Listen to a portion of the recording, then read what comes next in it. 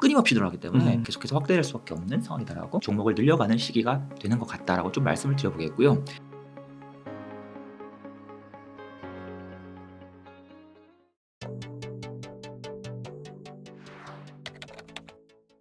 안녕하세요. 저는 투자 블로거 호돌이입니다. 오랜 기간 동안 블로그에 이제 투자 관련된 글을 굉장히 많이 작성해 왔고, 또 개인 투자자 분들께서는 조금 접근하실 수 없는 좀 색다른 방법으로 투자를 하면서 또 많은 분들께서 좋아해 주셔서 오늘 감사하게도 또 오랜만에 이 자리에 초대받게 되었는데요. 오늘 그동안 이제 평소에 반도체를 주제로 아마 많이 인사드렸던 것 같은데, 예전에 좀 말씀드리길 반도체 외에도 제가 또 굉장히 다양한 영역을 다루다 보니까 그러한 이야기도 좀 함께 다뤘으면 좋겠다 한번 말씀을 나눈 적이 있었는데요. 오늘은 좀 투자에 대해서 전반적으로 다양한 이야기들, 그리고 요즘에 시장이 아무래도 좀 좋지 못한데 좀 한번 살펴보는 시간, 뭐 이러한 내용들을 한번 좀 함께 다뤄보도록 하겠습니다. 예, 너무 좋습니다. 네. 바쁜 시간 내주셔서 감사드리고, 네. 그러면 질문을 한번 드려보도록 하겠습니다. 네. 요즘 전반적인 주식시장 좀 안 좋다고 하셨는데, 어떻게 좀 더 보고 계신지 구체적으로 설명 가능하실까요? 예. 요즘에 시장이 뭐 좋아요, 안 좋아요, 내 계좌 왜 이래요? 되게 많이들 궁금해 하실 텐데요. 그냥 요즘 시장이 어떤지 바로 수치로 보여드리도록 하겠습니다. 한번 화면을 좀 보시도록 하겠습니다. 자, 요 화면이 이제 바로 무엇인가? 최근 지난 8월 2일부터 우리나라 주식시장에 이 변동을 나타냈는데요.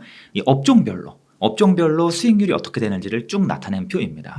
그런데 가만히 보시면 어떤 특징이 나타납니까? 굉장히 많은 업종들이 다 하락세를 나타내고 있죠. 시퍼렇다고 볼 수 있습니다. 이 자료만으로도 시장이 굉장히 안 좋은 것이다. 그래서 내 계좌는 왜 이렇게 시퍼렇지? 걱정 마세요. 여러분의 계좌만 시퍼런 것이 아니라 지금 대부분 투자자들의 계좌가 비슷한 상황이다라고 좀 위안을 삼으시기 바라겠습니다. 특히 가만히 보시면 지난 8월 2일부터 이제 시장이 본격적으로 하락했었죠.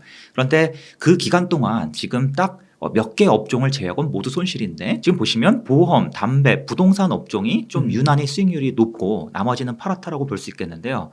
이들 세 업종 보통은 수익률이 그렇게 우수한 업종이 아니거든요. 그래요. 예, 이들 업종이 지금 수익률 상위권에 있다라는 것만 보더라도 사실 지금 시장이 굉장히 안 좋은 개판 상황이다라고 좀 위안을 삼으시면 좋을 것 같습니다. 2차전지는 꼴등이네요. 2차전지가 좀 하락폭이 깊었죠. 그래서 섹터별로 이렇게 하락폭, 상승폭 이런 것들을 제가 주기적으로 정리해서 또 블로그나 텔레그램을 통해서 공유 드리는데요. 이 자료를 여러분께서 또 응용하실 수 있을 겁니다. 나는 좀 많이 하락한 섹터에 관심을 가져볼게. 또는 지금 오르고 있는 섹터들은 왜 오르고 있지? 호재가 있나? 나는 그쪽을 관심을 가져볼게.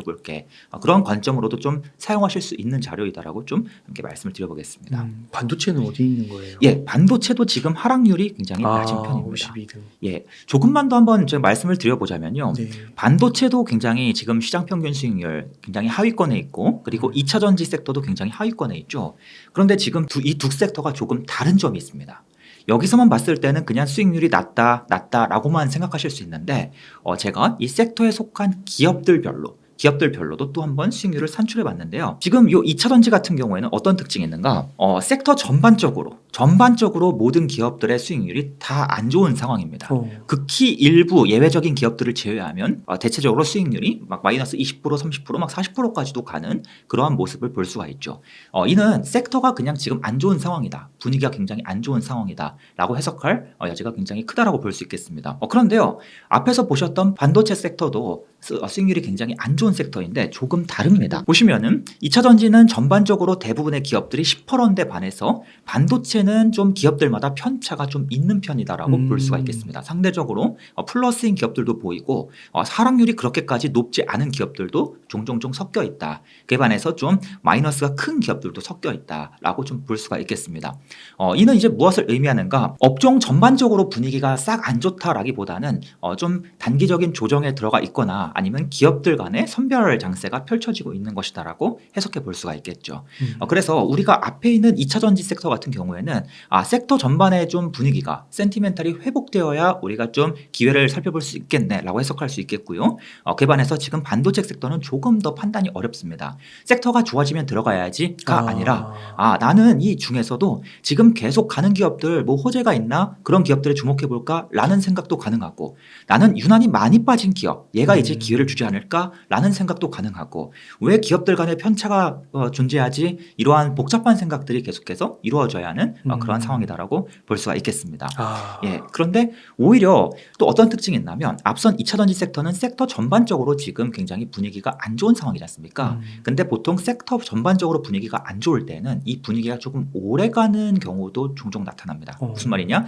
개별 기업 단위로 분위기가 안 좋은 게 아니라 우리 전부 다 분위기가 안 좋아요. 이러한 상황은 조금 더 오래가는 경향이 나타나기 때문에 좀 나는 약간 단기적으로 기회를 보고 싶다라고 하면 오히려 반도체 안에서 종목을 찾는 것도 전략이 될 수 있겠습니다. 제가 이러한 이 자료들을 제가 블로그나 텔레그램에 항상 자주 공유를 드리는데요.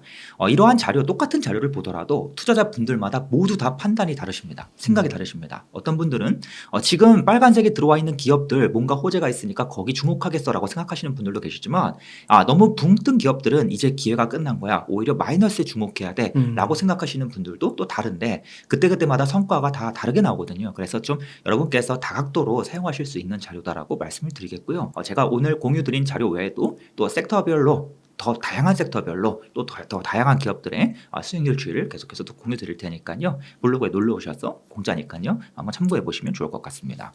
네, 그렇군요. 이렇게 또 보여주시니까 확연하게 우리나라 대표 두 산업이라고 하면 2차 전지와 반도체를 할 수 있는데 그 안에서도 네. 이런 차이점을 볼 수가 있네요. 예, 맞습니다. 차이점이 좀 나타나고 그러니까 있죠. 2차 전지는 확실히 네. 뭔가 이렇게 빨간불이 뜨면 다 네. 뜨는 것 같아요. 다 같이 움직이는 경향이 네. 굉장히 강하고요. 네. 특히 이 2차 전지가 지금 하락 추세를 나타내고 있는 건 맞는데 그 와중에도 또 반등이 나왔다가 또 다 같이 꺾이고 반등이 나왔다 다 같이 꺾이다 보니까 2차 전지 어떤 종목을 들고 있어도 다 같이 좀 마음이 편하지 않은 상황이 펼쳐지고 있다. 개발해서 반도체는 좀 빨간불이신 분들은 기분이 좋은데 파란불이신 분들은 굉장히 기분이 안 좋은 그런 상황이 펼쳐지고 있다라고 볼 수 있겠습니다. 그러면 요거 하나 우선 여쭤볼게요. 예. 그럼 지금 같은 시기에는 네. 좀 현금 비중을 좀 어느 정도까지 좀 가지면 좋을까요? 사실 현금 비중을 높이고 낮추는 방법은 정말 여러 가지가 있기 때문에 네. 정답의 문제는 아니겠습니다만 여기서 이왕 질문을 주셨기 때문에 이게 예정된 질문이 아니었습니다. 갑작스러운 이제 질문을 주셨는데요. 네. 이왕 질문을 주신 김에 제 개인적인 전략을 한번 좀 말씀드려 보겠습니다. 제가 뒤에서 제가 기업들을 어떤 관점으로 살펴보고 어떤 종목들을 추려서 투자하는지를 간략하게 말씀드릴 텐데요. 저는 보통 매 분기마다 굉장히 많은 기업들을 살펴보면서 그중 딱 4개 정도의 기업만 투자하겠다라는 전략을 가지고 있습니다. 그런데 문제는 매 분기마다 기업들을 살펴보고 많은 기업들을 살펴봐도 가끔씩은 투자할 만한 기업이 잘 안 보일 때가 있습니다. 이번 분기는 왜 이렇게 매력적인 기업이 없지? 그러면 억지로 주식을 사는 것이 억지로 종목을 뽑아내는 것이 아니라 자연스럽게 매력이 있는 기업들로만 투자를 하다 보면 현금 비중이 자연스럽게 줄어들거나 또 높아지게 됩니다. 그런데 요즘 이제 주변에 제 지인분들을 보니까 현금 비중이 그동안은 낮았던 분도 계시고 높았던 분도 계신데 최근 지금 연말 들어서는 계속해서 공격적으로 높이시는 분들이 훨씬 많은 상황이고 저 또한 그런 관점으로 좀 기업들을 보고 있다. 좀 매력적인 기업들이 좀 많아진 상황이다. 이게 아니 요즘 주식시장 안 좋잖아. 실적 계속 빠지잖아 라고 생각하실지 모르겠지만 주식시장의 분위기 그리고 실적뿐만 아니라 굉장히 중요한 변수가 무엇인가 사실 주식시장에서 가장 절대적으로 수익률에 영향을 미치는 변수는 바로 주식의 이 가격 즉 밸류에이션입니다. 네. 밸류에이션의 매력이 너무나 또 커진 기업들이 굉장히 많기 때문에요. 그런데 이제 보통 여러분께서 많이들 아시는 큰 기업들, 뭐 에코프로, 포스코 이러한 삼성전자 큰 기업들보다 조금 작은 기업들의 이러한 매력이 숨어 있는 기업들이 굉장히 많아졌습니다. 그래서 그러한 기업들 중심으로 좀 비중을 늘려가시는 분들이 많이 보이고 개인적으로도 좀 앞으로 뭐 금리니 경제니 뭐 경기 둔화니 이슈가 많지만 그러한 매크로 변수들은 사실 이 바텀업 투자자들에게는 중요하지 않거든요. 오히려 그래서 바텀업 투자자들에게는 종목을 늘려가는 시기가 되는 것 같다라고 좀 말씀을 드려보겠고요. 또 한 가지는 지난 2013년에 좀 어떤 일이 있었냐면 2012년, 13년 요 시기예요. 그 당시에는 요즘에는 2차 전지가 핫했지 않습니까? 네. 그런데 당시에는 스마트폰 관련 기업들이 굉장히 핫했습니다. 스마트폰이 엄청난 성장 산업이었고 굉장히 빠르게 확산되면서 4, 5년 동안 굉장히 장기 성장을 누렸던 시기가 있었거든요. 그런데 그러한 성장이 끝날 즈음에 스마트폰 성장 기업들 이 주가가 쭉 빠지면서 우리나라 주식시장 전반적으로 쫙 휘청였던 지금과 좀 비슷한 모습이 일부 나타났죠. 물론 개인적으로는 2차 전지의 성장이 또 한 번 올 거라고 생각하지만 아무튼 그때는 스마트폰 시장의 성장은 완전히 끝났었습니다. 그런데 그러한 과정에서 주식시장 분위기가 싹 안 좋아지니까 코스닥 중심으로 특히 중소형주 중심으로 굉장히 저평가된 기업들이 많아졌고 이후에 2012년, 2013년, 14년 지나면서 그러한 저평가 코스닥 기업들의 이 성과가 굉장히 좋았던, 그래서 저도 당시에 굉장히 높은 수익률을 꾸준히 냈었던 그러한 기업을 가지고 있습니다. 네, 이번에도 좀 비슷한 모습이 나타나면 좋겠다라는 기대감을 좀 개인적으로 가지고 있습니다. 아, 그렇군요. 그러면은 이제 그런 지금은 이제 가격적인 면으로 봤을 때는 확실히 매력적인 구간이고 맞습니다. 지금 이제 그런 종목을 잘 선별하면 되는 건데 예, 맞습니다. 지금 이제 실적 발표 기간이잖아요. 예, 그래서 되게 바쁘시잖아요. 예, 맞습니다. 그 보시는 기업들이 한두 개가 아니시니까 네. 진짜 수백 개 아니신가요? 예, 맞습니다. 그러니까 이게 예. 바쁘신 가운데서 우리 출연을 잘 안 하시는 걸로 알고 있는데 네. 그러면은 네. 지금 실적 발표 기간에 이제 투자할 종목들을 추리시는 거잖아요. 예, 좀 맞습니다. 어떻게 하고 계신 거예요? 먼저 저의 투자 전략을 조금 더 구체적으로 한번 말씀드려 볼게요. 저는 1년에 실적 발표가 4번 있지 않습니까? 그 4번 기간마다, 그러니까 매년 4번씩이요. 매 분기마다 저는 대략 한 200개에서 300개의 기업들을 와. 일괄적으로 쭉 살펴봅니다. 그리고 그러한 기업들의 우위를 계속해서 살펴보고 또 살펴보면서 상위권 기업들을 추려내고요. 그리고 그러한 작업을 또 한 번 걸쳐서 또 한 번 추려내서 최종적으로 한 10개에서 15개 기업을 집중 분석에 들어갑니다. 네. 그리고 나서 이제 최종적으로 보통 한 4개, 가끔씩 많을 때는 6개 정도의 기업을 매수하는 스타일이다라고 좀 말씀을 드려볼 수 있겠습니다. 이게 이제 제가 실적 발표 때 하는 작업, 첫 번째 작업이고요. 그리고 또 한 가지는 기업들이 굉장히 공시를 많이 내지 않습니까? 전자공시 사이트에 들어가시면 공시가 굉장히 많이 나오죠. 혹시 공시가 몇 개쯤 나오는지 아시나요? 지금까지 2000년부터 지금까지 공시가 굉장히 많이 나와요. 그리고 지금까지 맞추신 분이 안 계십니다. 네. 이게 아는 게 정상이 아니에요, 사실은. 어, 혹시 몇 개쯤 될까요? 엄청나게 많아요. 한 기업이세요? 전체 기업이요. 우리나라 전체. 너무 많지 않을까요? 엄청 많죠. 네. 지금 2000년부터 지금까지 나온 공시의 수가 대략 한 200만 개 정도. 200만 개요? 예, 맞습니다. 상장사만 기준입니다. 비상장사까지 포함하면 대략 한 350만 개에서 400만 개 정도 많은데요. 그러한 공시들을 저는 다 일일이 다 분석하겠다는 게 저의 목표입니다. 좋아요. 근데 문제가 있습니다. 이 공시를 다 분석하는데 몇 년쯤 걸릴까요? 제가 계산을 해봤습니다. 몇 년 걸릴까요? 그러게요. 얼추 한 3,000년 걸립니다. 아, 그래요? 3,000년이면 저 아주 오래전. 그래서 이걸 제가 직접 할 수는 없기 때문에 제가 나름대로 또 분석 툴을 만들어서 알짜 공시만 추려내는 작업들, 그리고 그러한 공시들을 또 데이터베이스화해서 공시를 좋은 공시, 안 좋은 공시를 따로따로 추려내고 그러한 공시들이 실제로 주식시장에서 어떤 영향을 미치는지, 뭐 수익률을 산출한다든지 아니면 자동적으로 저한테 쫙 알람을 뜨게 한다든지 그러한 툴을 계속해서 10년 이상 만들어 왔고 또 계속해서 투자에 적용해 왔는데요. 이러한 공시들을 또 수집하고 데이터베이스화하는 작업도 실적 발표 기간에 진행을 합니다. 와. 이러한 작업을 진행하면 무엇이 좋은가 뒤에서 한번 좀 맛보기로 보여드리겠습니다. 굉장히 여러분께도 도움이 될 만한 이야기로 좀 채웠으니까요. 네. 말씀드리겠고요. 그리고 이제 세 번째는 개인적으로 이러한 다양한 데이터들, 그리고 기업에 대한 정보, 뭐 실적에 대한 이야기들, 이런 것들을 저는 항상 그래프화하는 걸 굉장히 중요하게 생각합니다. 그래서 최준철 대표님의 V차트라는 개념이 있죠. 그러한 개념을 적용해서 좀 어떻게 우리가 기업들을 좀 손쉽게 살펴볼 수 있는가, 개인적으로 그래프를 어떻게 정해가는지도 한번 뒤에서 좀 한번 간략하게 말씀을 드려보도록 하겠습니다. 아, 그러시군요. 그러면 진짜 이 예. 기업을 예. 살펴보려면 시간이 굉장히 많이 걸릴 것 같은데. 예, 맞습니다. 그러면은 이렇게 막 한두 달 그냥 지나가 버릴 것 같거든요. 그냥 맞습니다. 궁금만 하다가 또 실적 발표될 것 같은데. 네. 어떻게 하는 그런 팁 몇 가지 네. 보여줄 수 있을까요? 사실 이 팁에 대해서 말씀을 드리자면 정말 다양하기 때문에 오늘 가지고 부족하고 제가 15시간 이상을 계속 떠들 수 있겠는데 그러면 네. 옹달 대표님이 아마 몇 번 주무셔야 될 겁니다. 그래서 네. 정말 많은 투자자께서 궁금해하시는 내용 중심으로 좀 기초적인 부분만 오늘 소개를 드리고 네. 또 다음에 기회가 되면 또 연속으로 한번 소개를 와. 드리도록 하겠습니다. 제가 이 말씀을 드리기에 앞서서 좀 중요한 말씀을 한 가지 좀 드리고 싶은데요. 보통 많은 투자자께서 주식을 매수하고 매도하실 때 그 어떤 과정을 거치시는지, 어떤 프로세스를 거치시는지 제가 그림을 좀 한 가지 그려왔는데요. 네. 어떤 프로세스를 보통 거치실까요? 요즘에는 보통 유튜브를 보고 음. 텔레그램을 보고 바로 매수하는데 그렇죠. 이 프로세스가 많은 것 같은데 정확히 말씀드리면 아쉽게도 많은 투자자께서는 그냥 매도만 하시는 경우가 많다라는 것입니다. 매도만.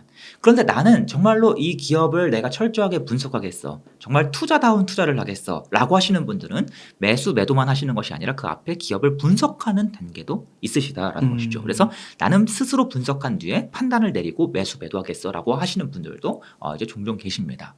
여기까지가 이제 대부분 투자자분들의 주식 매수 프로세스입니다. 네. 참고로 말씀드리자면 유튜브를 보고 텔레그램에서 정보를 얻는 건 기업 분석이 아닙니다. 그거는 다른 사람이 분석한 걸 그대로 받는 것이기 때문에 나는 유튜브를 보고 바로 매수한다라고 하시면 매수 매도 프로세스밖에 없는 상황이다라고 보시는 게 맞습니다.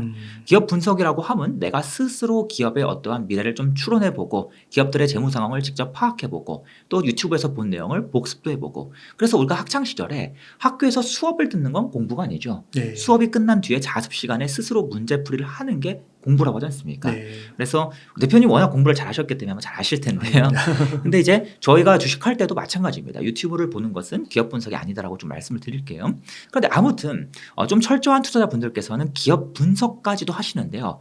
그런데 개인적으로는 기업 분석과 매수 매도 요 두 프로세스만 해도 괜찮긴 하지만 사실 주식시장에서 좀 장기 성과를 내기에는 좀 많이 불리한 면이 있다. 이게 저의 철학입니다. 그러면 뭐가 더 필요한데 제가 한번 쉽게 예시를 한번 드려보겠습니다. 저희가 예를 들어서 뭐 어디 지방에 여행지를 갔어요.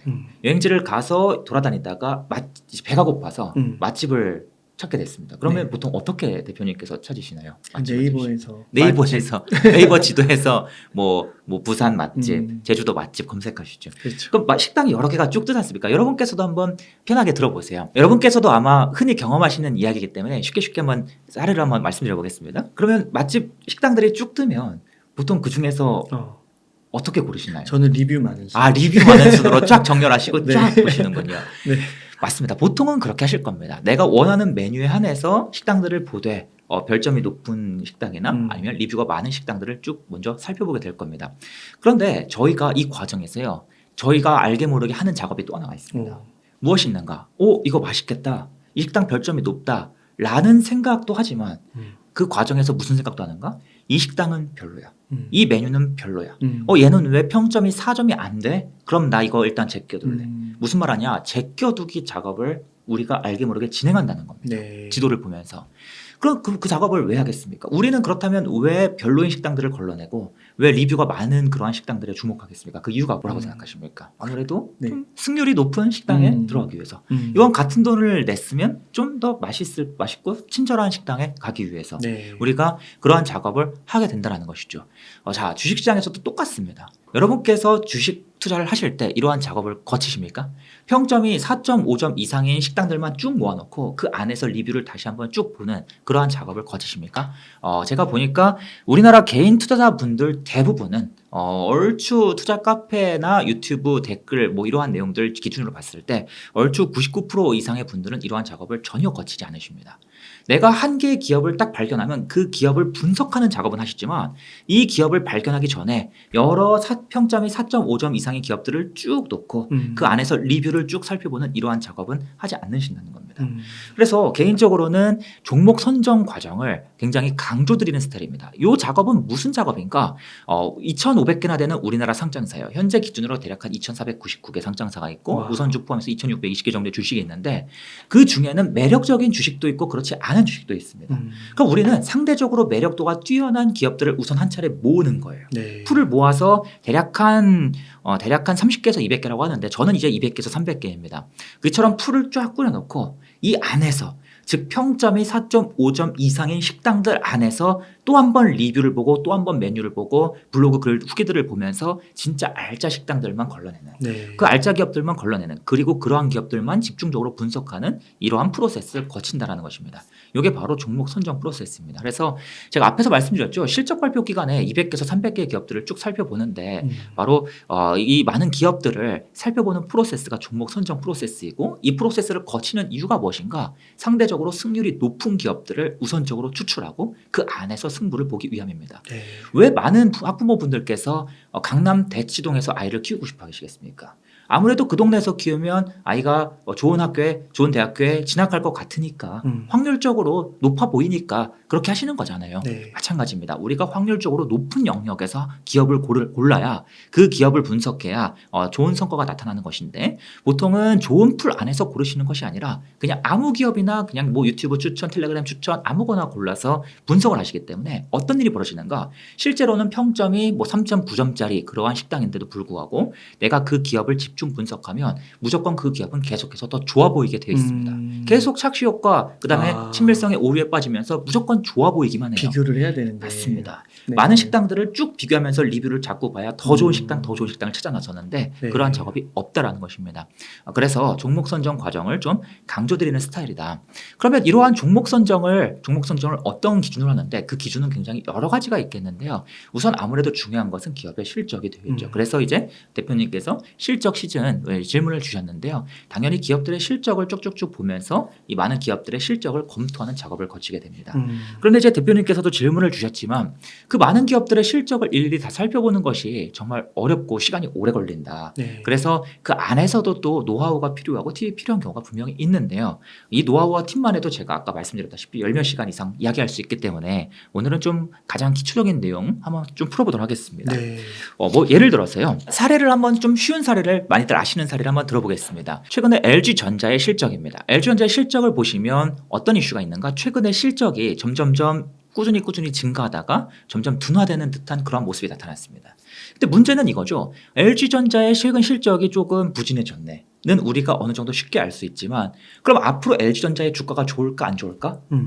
이 그래프에선 바로 안 보입니다. 네. 우리가 과거의 데이터만으로는 절대로 미래를 알 수가 없죠. 그러면 이 실적을 어떻게 해석하면 좋을까? 문제가 있습니다. LG전자의 실적을 앞으로 미래의 실적을 좀 추정해 보려고 하니까 너무 어렵습니다. 뭐가 어렵습니까? LG전자라는 기업을 분석하고 살펴보는 과정이 너무나 어렵다는 것입니다.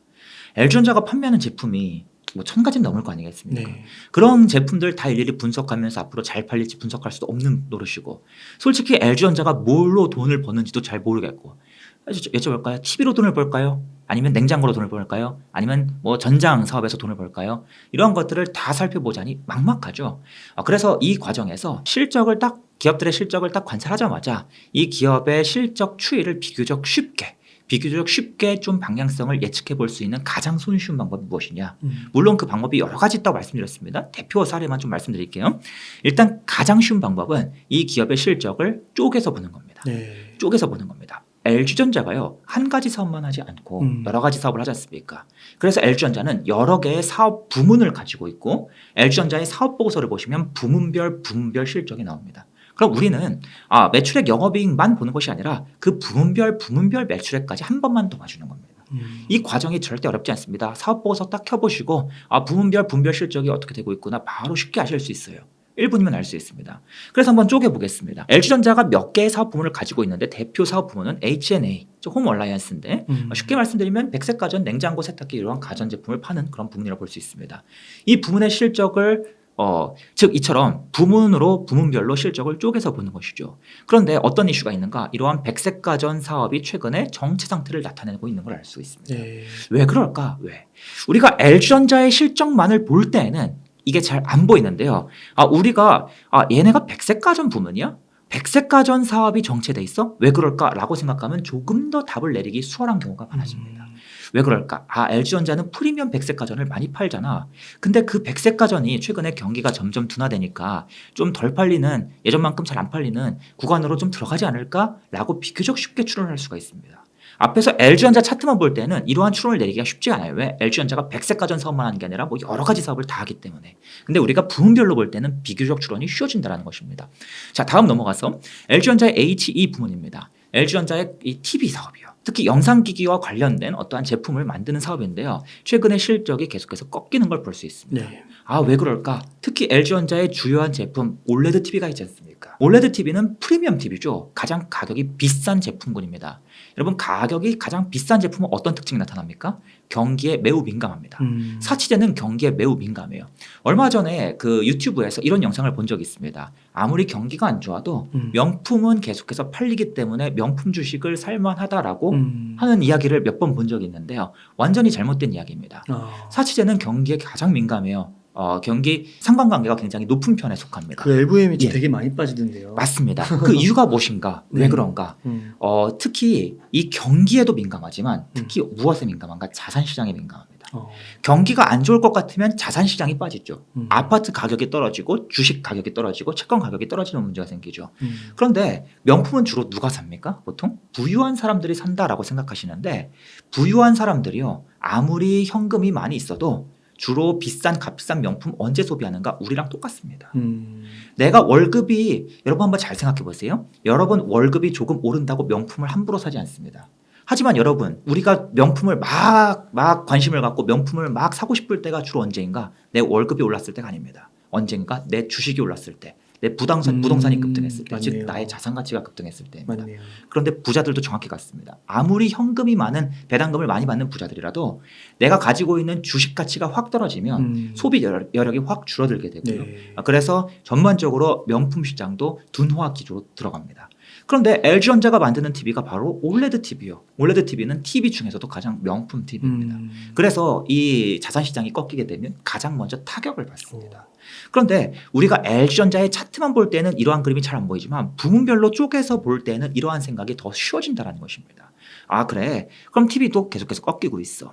그에 반해서 LG전자의 또 다른 사업, 바로 신사업이죠. 바로 무슨 사업입니까? 전기차에 들어가는 부품을 공급하는 사업입니다. 계속해서 꾸준하게 성장하는 것을 볼 수가 있죠. 그러네요. 우리가 부문별로 그래프를 쪼개서 보기만 해도 아 부문별로 제품별로 특징이 다 다르구나 쉽게 알 수가 있습니다. 그런데 LG전자의 이 전장 사업은 어떻습니까? LG의 미래 성장 동력이고 LG가 계속해서 미는 영역이고 또 애플도 LG와 함께 협업을 하고 있고 앞으로 꾸준히 성장할 가능성이 아무래도 높겠구나라고 누구나 쉽게 추론이 가능합니다. 네. 자 그럼 여기까지 세 개의 부문을 주요한 부문을 살펴보면 비교적 쉬운 결론이 도출됩니다. 무슨 결론이요? 아 전장 부문은 앞으로 꾸준히 성장하겠지. 뭐 한두 분기 정도 꺾일 수 있겠지만 계속해서 꾸준히 성장할 사업이지. 요거 앞으로 미래 실적을 예측하는 건 사실 그렇게 어렵지 않습니다. 그래프를 보면 예, 알 수 맞습니다. 있네요. 이 그래프 초등학생도 그냥 짚어서 그러면 네. 그래프가 나오죠. 네. 그런데 그러면 우리가 LG전자를 살펴볼 때 중요한 투자 포인트는 당연히 뭐가 되겠습니까? 이 전장은 꾸준히 가는 것이고 바로 누가 회복되어야 된다? 앞에서 보셨던 두 섹터. 특히 백색가전. 맞습니다. 최근에 올레드. 많이 꺾인 올레드 TV 이런 녀석들이 회복되면 LG전자의 전반적인 실적은 굉장히 빠르게 회복되겠구나. 왜?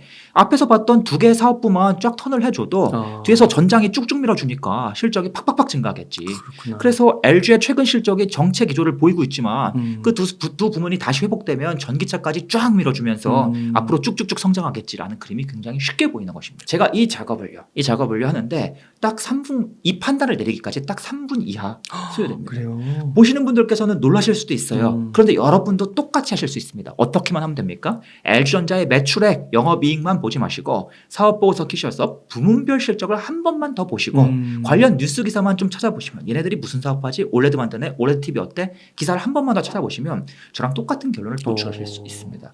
그래서 제가 이러한 방법으로 기업들을 한 번에 쭉 수백 개를 살펴보는데 굉장히 빠르게 살펴보니까 블로그에도 제가 살펴보는 내용들을 꾸준히 공유를 드려요.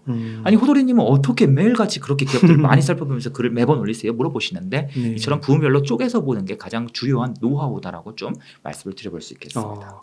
그러면 LG가 예. 그냥 이렇게 아까 말씀 중에서도 2차 전지 같은 경우 섹터의 그 전반적인 하락 예. 그리고 좀 그 분위기가 그렇게 가는 경우는 섹터 전반적으로 가는 경우 좀 시간이 걸릴 수 있다고 하셨지만 예. 약간 지나가는 말로 하셨을 때 그래도 네. 중장기적으로는 또 괜찮다고 보셨잖아요. 예, 맞습니다. 근데 LG전자도 보면 전장이 이렇게 오르는 거 보면 다 네. 연결되어 있는 거잖아요. 맞습니다. 그러니까 그런 예. 면이 좀 있을 거라고 볼 수 있나요? 개인적으로는 조금 다를 수도 있고 비슷할 수도 있다고 네. 생각하는데 우선 전기차가 계속 확대 도입되면 이 전장 사업은 더 빠르게 성장할 수밖에 없습니다. 왜 그런가 하면 전기차는 배터리를 통해서 에너지를 얻지 않습니까?